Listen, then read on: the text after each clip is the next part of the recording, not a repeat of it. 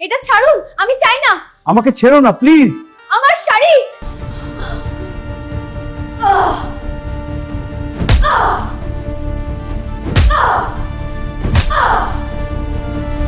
একটি সরকারি অফিসের শীতাতপ নিয়ন্ত্রিত কক্ষে বসে এক দুর্নীতিগ্রস্ত কর্মকর্তা চাকরির ইন্টারভিউ দিতে আসা এক সাধারণ তরুণীকে চরম অপমান করছিলেন। ফাইলটি ছুঁড়ে ফেলে দেওয়ার সময় তিনি কল্পনাও করতে পারেননি যে তার সামনে দাঁড়িয়ে থাকা এই সাধারণ মেয়েটি আসলে জেলার নতুন ডিএম মনিকা। মনিকা মূলত এই অফিসের নিয়োগ বাণিজ্যের ভেতরের আসল চিত্র দেখতে ছদ্মবেশে সেখানে গিয়েছিলেন। সেই কর্মকর্তা দম্ভ করে বলছিলেন যে তার কথাতেই সবকিছু চলে এবং এসপি তো তার পকেটেই থাকে, কারণ তিনি এসপিকে নিয়মিত মোটা অঙ্কের টাকা পাঠান। মনিকা তখন শান্ত গলায় জানতে চান, স্যার, টাকা ছাড়া কি মেধার কোনো মূল্য নেই? এতে কর্মকর্তাটি ভীষণ রেগে, না হয় টাকা দাও, নয়তো তোমার শরীর দাও, এবং মনিকাকে ধাক্কা দিয়ে বের করে দিতে উদ্যত হন। ঠিক তখনই মনিকা তেজস্বী রূপে তার ব্যাগ থেকে পরিচয়পত্র বের করে মনিকা বজ্র কণ্ঠে তাকে বলেন, আমি ডিএম মনিকা। তার প্রতিটি কথার রেকর্ড করা হয়েছে জানিয়ে